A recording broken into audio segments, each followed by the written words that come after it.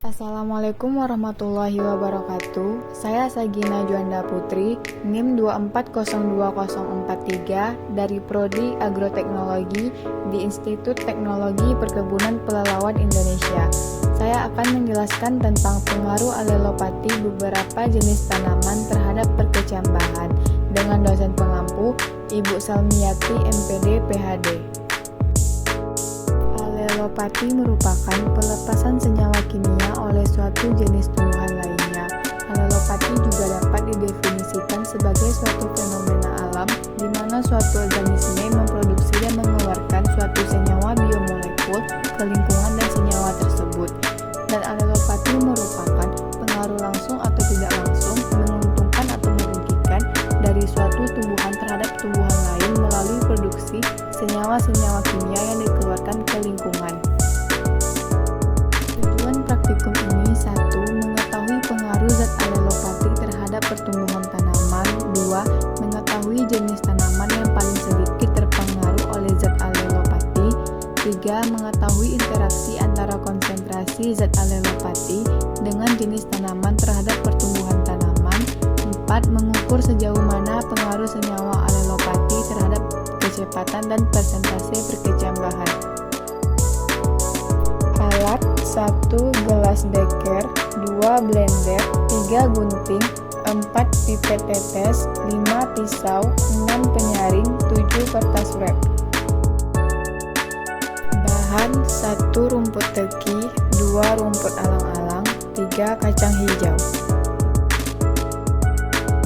Cara kerja: 1. Potong dan pisahkan akar dan daunnya. 2. Hancurkan dan haluskan bagian tumbuhan yang dipilih tersebut dengan blender. 3. Saringlah ekstrak yang diperoleh dengan menggunakan alat penyaring. 4. Letakkan 10 biji kacang hijau pada cawan petri sebanyak 7 petri. 5. Siram sebanyak 5 ml ekstrak alelopati ke dalam cawan petri yang telah berisi biji kacang hijau. 6. Tutup menggunakan kertas wrap. 7. Amati perkecambahan biji-biji tersebut selama 1 minggu.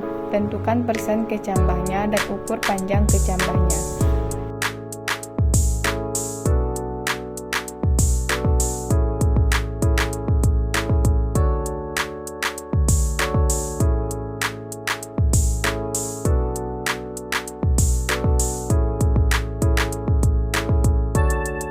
Pada praktikum ini dilakukan percobaan alelopati yang bertujuan untuk mempelajari pengaruh alelopati terhadap perkecambahan kacang hijau.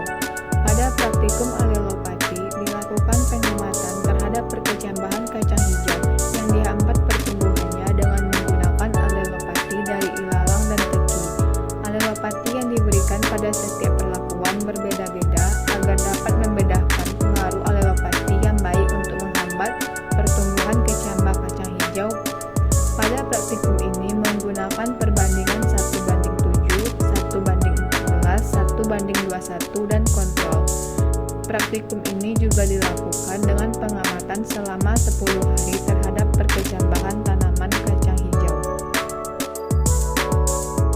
Kesimpulannya, 1. Alelopati merupakan suatu peristiwa di mana suatu individu tumbuhan yang menghasilkan zat kimia dan dapat menghambat pertumbuhan jenis yang lain yang tumbuhan bersaing dengan tumbuhan tersebut. 2. Alelopati memiliki pengaruh terhadap pertumbuhan perkecambahan kacang hijau karena senyawa alelopati dapat